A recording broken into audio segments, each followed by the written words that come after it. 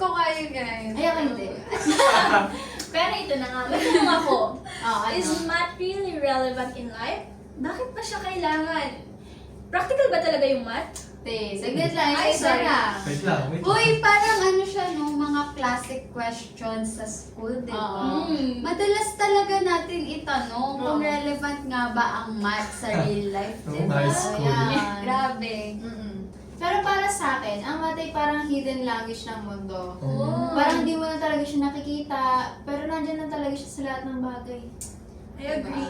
Maraming hindi nakaka-realize na sa likod ng maraming bagay sa buhay. Yes. May math na involved. Oo. Oo, nandyan siya sa everyday life natin. Hopefully, after this episode, mas ma-appreciate natin kung gaano ka-importante yung math sa buhay natin. Yes. So, ang common impression ng marami is that math is just a school subject. Ay, hindi ba? Pero actually, math is something we use sa maraming areas ng buhay natin.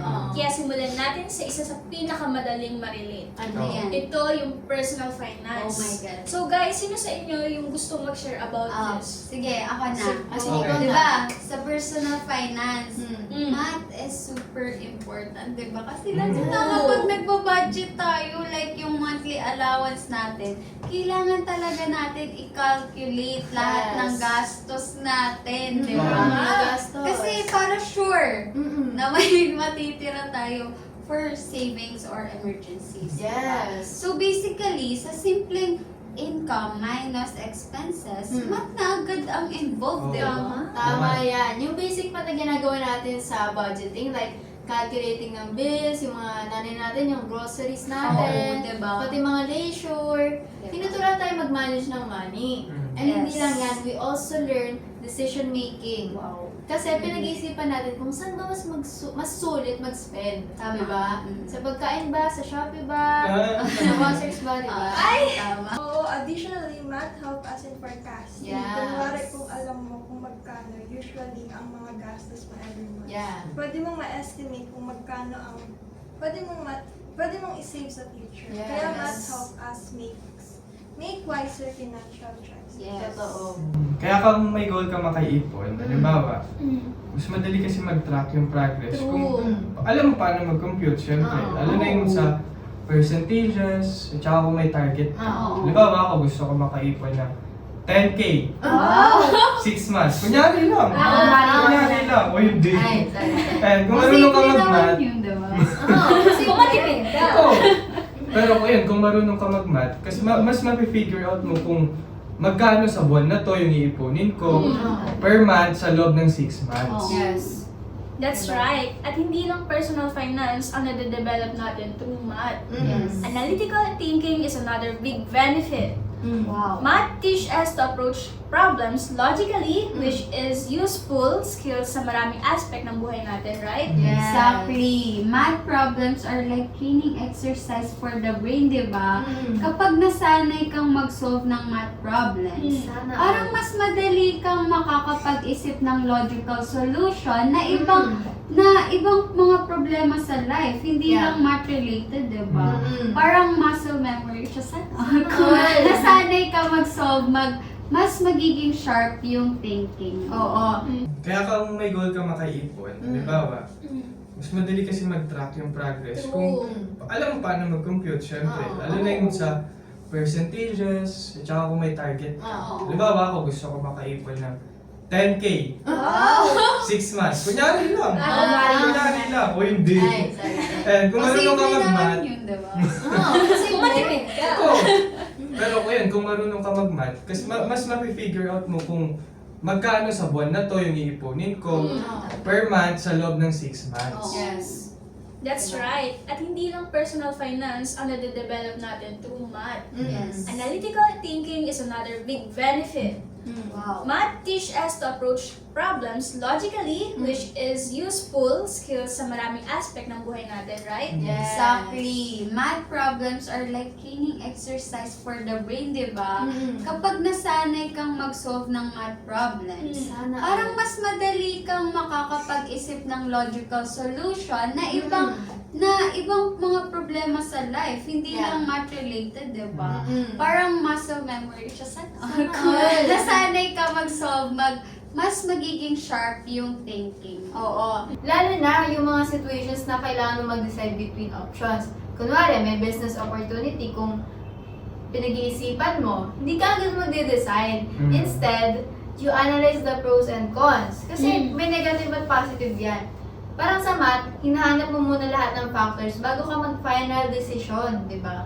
True yan. Math is everywhere in our decisions, whether we realize it or not.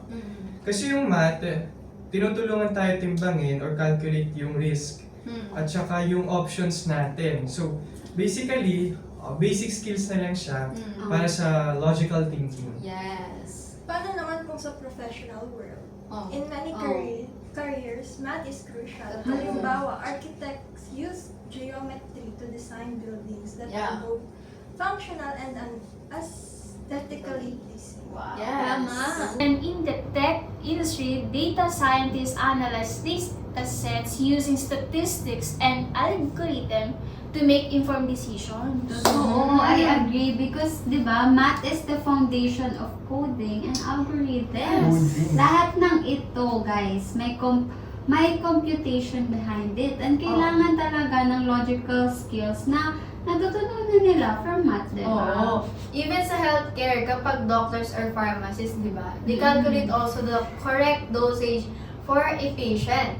Kailangan accurate sila. Sobrang liit na pagkakamali lang, magiging dangerous na yun sa patient. Kaya, math is literally saving lives, di ba? Oh, yes. Grabe, sobrang lawak talaga ng application ng math. Oo. no? Hindi lang pala sa mga careers na obvious na kailangan siya. Oo. So we can see math is really relevant in both professional and personal settings. Yes, Oo. sa business and finance. Oo. Kailangan ng mga business professionals ang math Mm. para sa market analysis. Mm. Ginagamit nila ito para makita yung mga trends, Oo. profits, at kung gaano ka-stable yung company. Okay. Dahil sa analytical skills na na-develop natin through math, nakakatulong siya para mas maging better yung pagsasolve natin sa iba nating problema. Hindi lang kasi siya tungkol sa pagkuha ng sagot, it's about the process of thinking things through. Yes. Yes, and I think that's the beauty of math. Eh, right? Parang kahit yes. hindi mo naisip na what yung ginagawa mo, Oo. nandyan siya to help you break down complex problems into simpler and smaller steps, di ba? At hindi Yes. lang yan, math Oo. also fosters resilience. Yes. Sobrang dami ng frustration in solving Ay, complex Oo, problems. grabe. But it teaches us patience and persistence. So Yes. kahit outside the classroom, mas nagiging resilient tayo sa pag-solve ng kahit anong life. Tama. Yes. Kaya sa mga nakikinig sa atin ngayon, sana natulungan natin sila na ma-realize ano ba talaga yung true relevance ng math sa ating buhay. Yes. Hindi lang kasi siya basta school subject, Oh. it's a skill that we need in our lives. Oo. Absolutely. Math gives us with the skills to handle not just academic challenges, but real-world challenges as well. So next time you're faced with the math problems, remember, this isn't just about numbers, but a way to sharpen your mind. Right. And hopefully, guys, sana sa next time na itanong natin, is math really relevant in life? Mas madali na nating masasabi na yes, Yes. it definitely is. Yes, diba? so thank you for listening. We hope you enjoyed our discussion and learned something valuable today. Yes. Yes, maraming salamat sa inyong pakikinig sa math series. Yes. Sana mas na-appreciate nyo ang math after this episode. And guys, thanks again guys and see you sa next episode ng Math Serye Paalam!